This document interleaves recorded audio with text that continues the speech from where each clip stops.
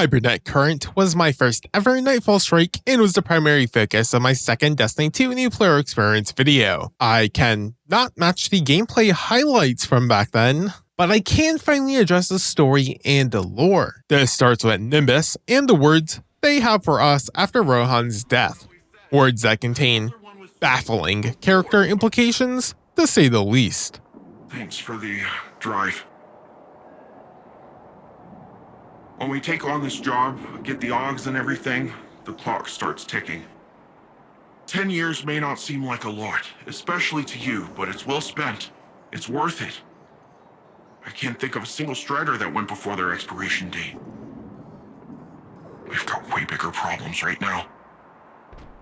We need to get Neomunian's defenses working again. I got reports of Shadow Legion attempting to get up close and personal with the VexNet. I have absolutely no idea why, apart from the breathtaking views this time of axial tilt. But we're not waiting around to find out. That sounds like a good plan, right? It's what he would have... No, that doesn't matter. You and I are gonna see this through. Ready when you are. First, Nimbus thanks us for grabbing Rohan's core. At least, that's what I think he means by drive. Talking directly about his death is probably tough for Nimbus, and so he starts off by talking about how Rohan's life as a Cloud Strider started instead of ended. The outfits, accompanied by augmentations, reduce the overall lifespan of the associated Neomunian, and thus, they only get 10 years to live. Whether or not this is in Neomunian years or Earth years is not exactly clear, but from the way Nimbus says how 10 years might not seem like a lot to us, I think that the writers have already done the conversion, and thus this is indeed referring to whatever the equivalent of Neomunian years is as Earth years already. I'm also going to assume that the enhancements are speeding up the aging process of their body. This would explain the differences in Nimbus's and Rohan's physical appearance. Since the Neomunians were originally humans from Earth, it's also probably fair to assume that most of them are still probably just humans, outside of any genetic augmentation. This would also help explain why they would rather live in a virtual world rather than try to engineer an environment that alters Neptune's atmosphere. The physical city, or at least how it's designed as a city, doesn't make any sense to me based on what I explored if this was its primary purpose. This would suggest to me that the virtual reality city concept was something the founders came up with later, perhaps not even the founders, which is a fairly believable idea, besides explaining what I believe is the history of what happened. The point of this was to lay the groundwork that becoming a Cloud Strider entails a great deal of sacrifice. Their power comes from the Cloud Arc, a system powered by the Veil, an artifact affiliated with the darkness.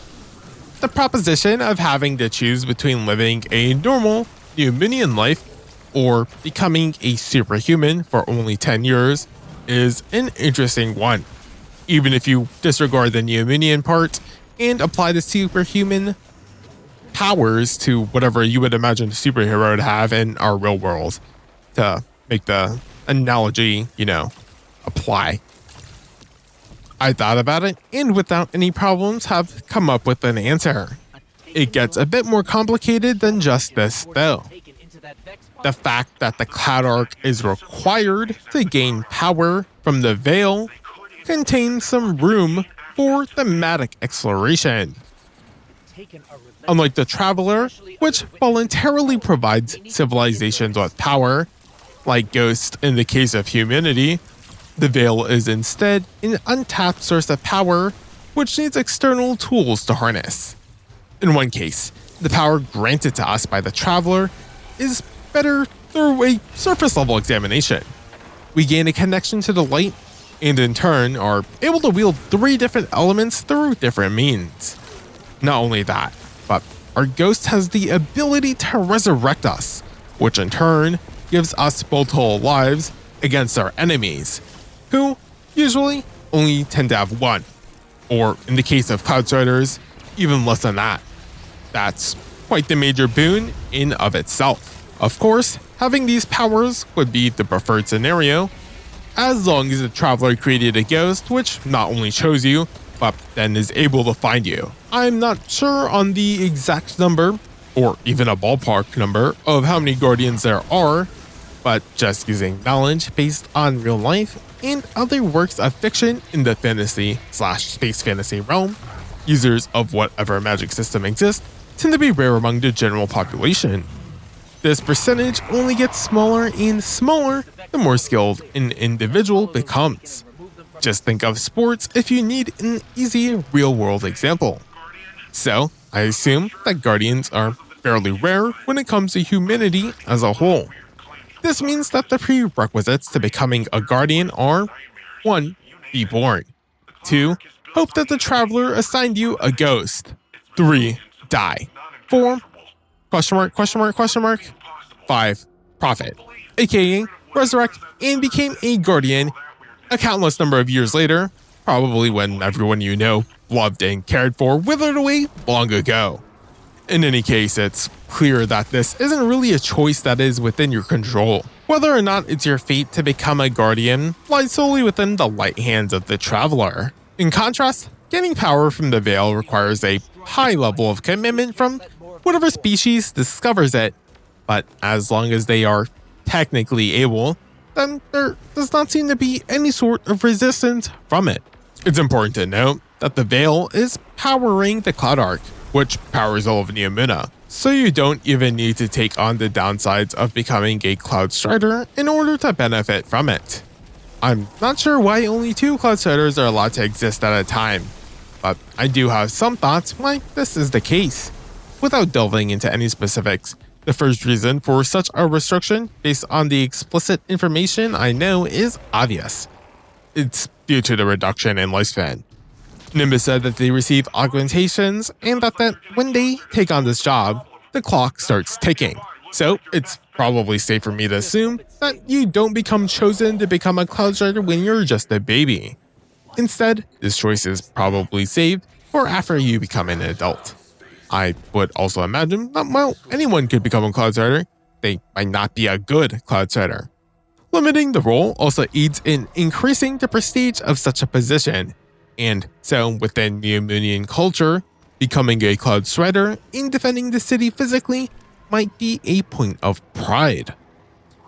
Thus, in order to become a Cloudstrider, that individual probably then has to undergo a series of tests to make sure their empowered state wouldn't be a waste of resources. I could go on, but that'd be a waste of time. Ultimately, even if becoming a Cloudstrider is unlikely, you as an individual have a greater level of agency in gaining godlike power from the Veil when compared to gaining an equivalent power from the Traveler. In this case, that greater power would be for the greater purpose of protecting Neomuna, and in turn would probably require you to be loyal to the city. This restriction does not extend to the Lightbearer. It's lucky that the Vanguard came to exist as an organization at some point, because I imagine that not every Guardian would align towards the betterment of the whole, let alone humanity. The Lucent High from the previous campaign proves the spectrum of individuals allowed to wield such power. The power extracted from the Veil exists for the greater purpose of the whole, while the power of the Traveler exists to serve the needs of the individual. It is interesting to note that neither the Veil nor the Traveler seem to require any sort of tribute in exchange for their power once you have access. I think in regards to this being the case, simply wielding their granted power exerts their influence into the universe, and that's good enough for these godlike beings. Well, I don't know if the Veil is a godlike being, or even if it's anywhere close to a Traveler in power, but based on its importance as the primary MacGuffin in the ongoing story, I think it's safe for me to make the assumption that it's probably close. Otherwise, I don't think there would be so much focus on the Veil. Nimbus points out how 10 years might not seem like a lot, especially to us, which I think is a clear reference to our status as a Guardian. However, to Nimbus, this reduction in lifespan is worth it. The more interesting line is his next one. Apparently, Rohan was the first Cloud Strider to not die from old age. There are a couple of ways you could interpret this, but to me, I think it's indicative that Neomunian has been relatively peaceful and has not faced a threat up until now. This post-hoc information from Nimbus ends up bolstering Rohan's character and makes his sacrifice a more significant event. It's safe for me to assume that Rohan was probably already nearing the end of his life. He already made a sacrifice when becoming a Cloud Strider, and now he had to cut that already reduced life even shorter. In turn, he became the first ever Cloud Strider to not have lived to the end of their life. Would you call that a fair trade-off? Probably not, since, he no longer is living, but had he decided against doing so, the consequences would probably have been catastrophic. Since I'm still not sure what the Veil is outside of a giant battery right now, I don't understand the cosmic significance of its destruction. In any case, the outcome would almost certainly be undesirable, and thus Rohan's sacrifice was almost certainly a good thing. Of course, Callus is not going to give up that easily, and thus, unfortunately, his sacrifice only bought us more time. We need to prevent Callus and the Witness from successfully destroying the Veil, else his death will have been in vain. At least if we fail, the Witness will have obliterated the universe, and thus we would not even have the chance to express any sort of regret or remorse about this event. Nimbus then goes on to talk about how we need to get Neomunian's defenses working again, as the Shadow Legion are interacting with the VexNet.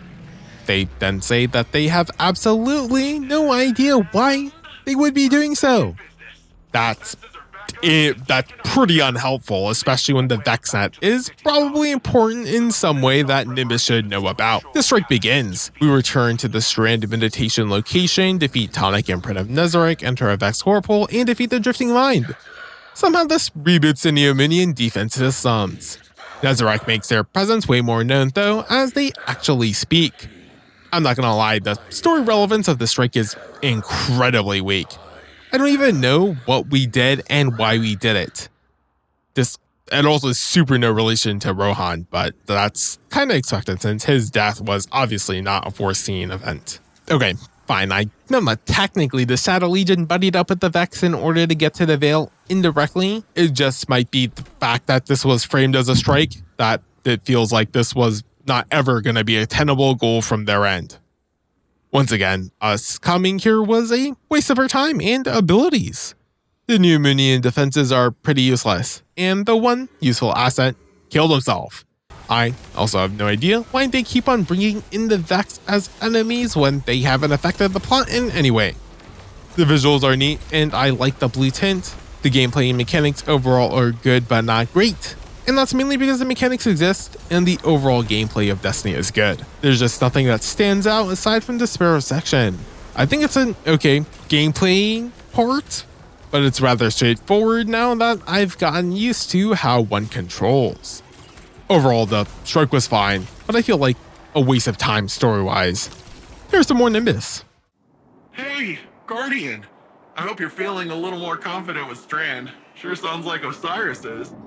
Earlier I asked him how things were going with the green strings, just to mess with him.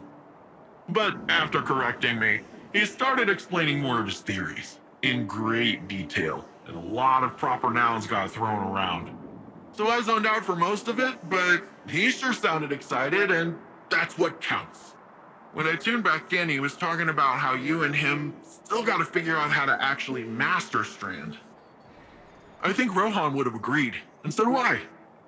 Not because he's dead, and I automatically agree with a dead guy, although it's not like he's really in a position to argue, am I right? I, Cloud Strider Dara Danu of Neomuna, genuinely think it's a good idea. Nimbus reveals to us their true name, Dara Danu. I didn't even realize that Cloud Striders use a pseudonym, but sure.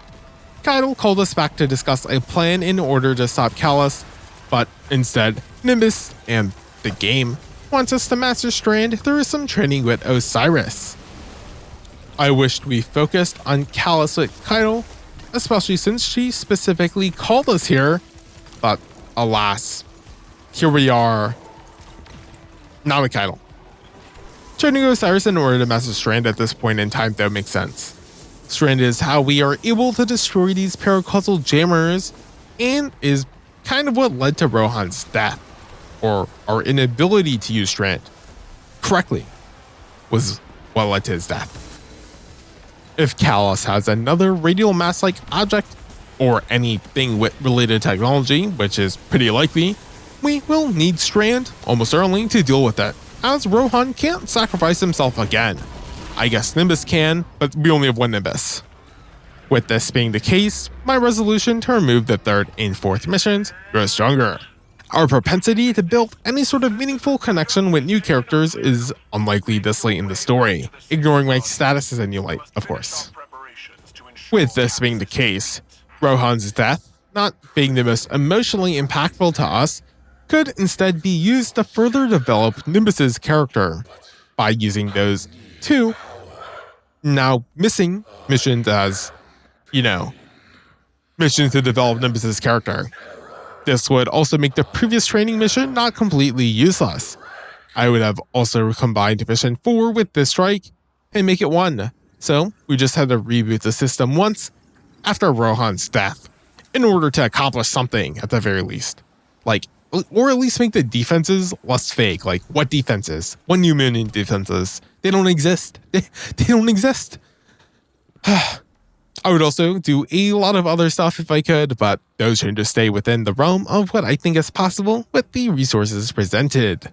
Not a lot of talking about the strike in this one, huh? Go watch my old video.